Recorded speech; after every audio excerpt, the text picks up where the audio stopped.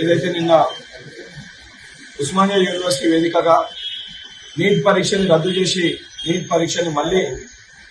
పెట్టాలని చెప్పని డిమాండ్స్ తోటి ఏదైతే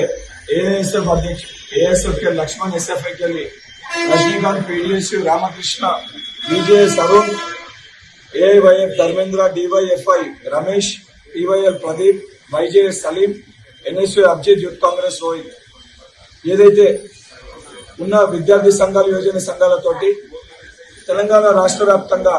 ఏదైతే ప్రారంభించిన ఈ యొక్క పోరాటానికి కిషన్ రెడ్డి గారి అపాయింట్మెంట్ కోరగా కిషన్ రెడ్డి గారు స్పందించకపోవడంతో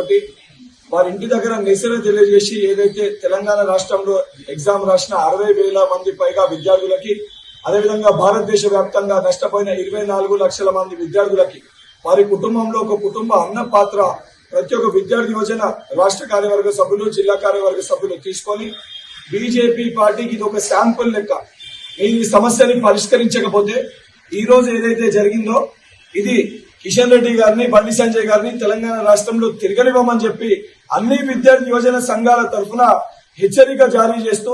నరేంద్ర మోడీ గారు ఇప్పటికన్నా స్పందించి తక్షణమే ఈ సమస్యని పరిష్కరించి ఏదైతే ఎన్టీఏని రద్దు చేసి మొత్తం ఇష్యూ పైన సుప్రీంకోర్టు సిట్టింగ్ జడ్జితో విచారణ జరిపించి